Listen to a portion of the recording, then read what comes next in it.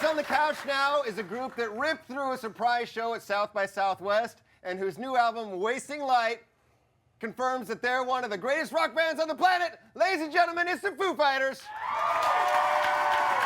Yeah! So you guys are doing some really interesting things to promote your new album, one of which is going to people's houses and playing in their garages. Yeah. And you played in Yonkers, is that right? We played a gig at this guy John's house in Yonkers, and he just had like a 2-car garage, and it was, you know, there was like Angus Young posters on the wall, and he makes his own prosciutto, so there was prosciutto hanging in the corner. And, really? Yeah. Like from a dead pig? No, yeah. Oh, it's still live. Yeah, it's live prosciutto. And it was really fun. I mean, I thought that it would be interesting to go and just play in people's garages, because you've played in people's garages before.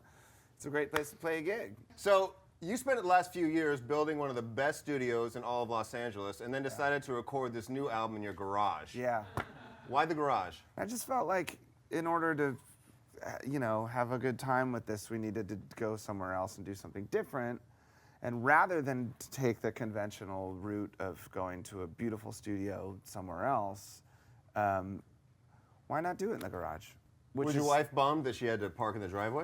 Well, we did have to keep the minivan out for like about 2 months, so we sort of bummed. But no, she was all good. She understood completely. On this album, you used Butch Vig again, who was the producer for Nevermind back in the day. What was different working with him this time around?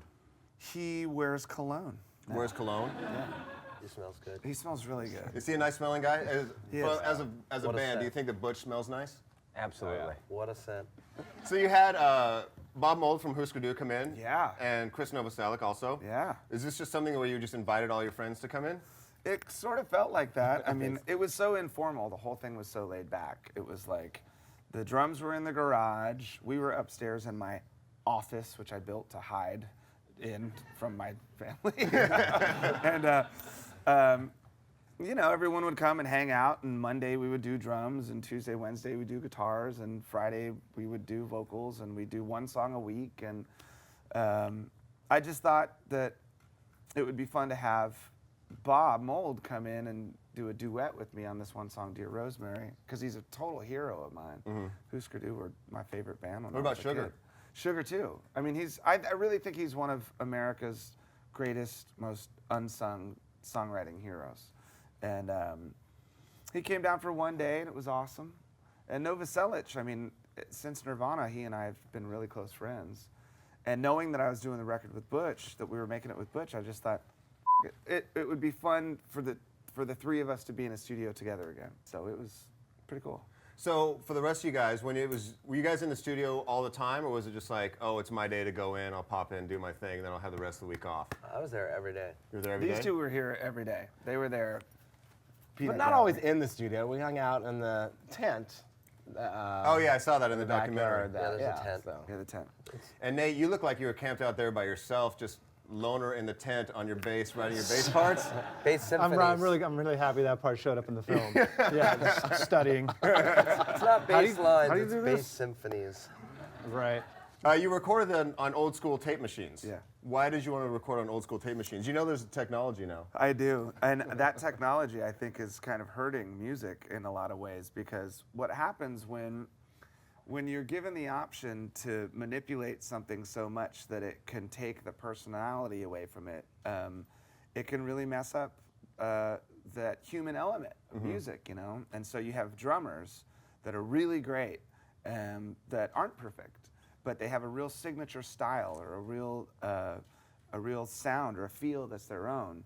Well, if you slam them into a computer and line it up so that it's perfect, it just takes all of that away. And you know, there's something about getting an album that sounds like the Foo Fighters, you know? Not like a cleaned up digital version, but like it sounds like us. Was it a super, super bum out to have to play the stuff correctly and not rely on the computer? It was hard sometimes, yeah. What are the drawbacks of playing on tape? None, there are none. None. You have to, you know what, if you drop the tape in a bucket of shit, you have to record again. That's it. That's So be basically- careful with your buckets of You know? Just don't have a lot of buckets Careful of handling your tapes around buckets. Yeah. You gave me some of the best advice that I've ever gotten from any artist through the history of my career. Foo Fighters and Blink-182 were touring Australia on the big day out. That was fun. And Tom and I had both started dating our girlfriends at that time. And we were talking to you backstage and we were complaining that we missed our girlfriends. And you said, well, why don't you just fly them out to be with you? And we're like, oh, sorry, dude, we're not rich and famous. We don't have Nirvana money. And you're like, you know what, guys? I honestly hope that one of these days you're as rich and famous as I am because it's f***ing awesome. And I've taken that to heart. It's true. Yeah, it it's really is awesome.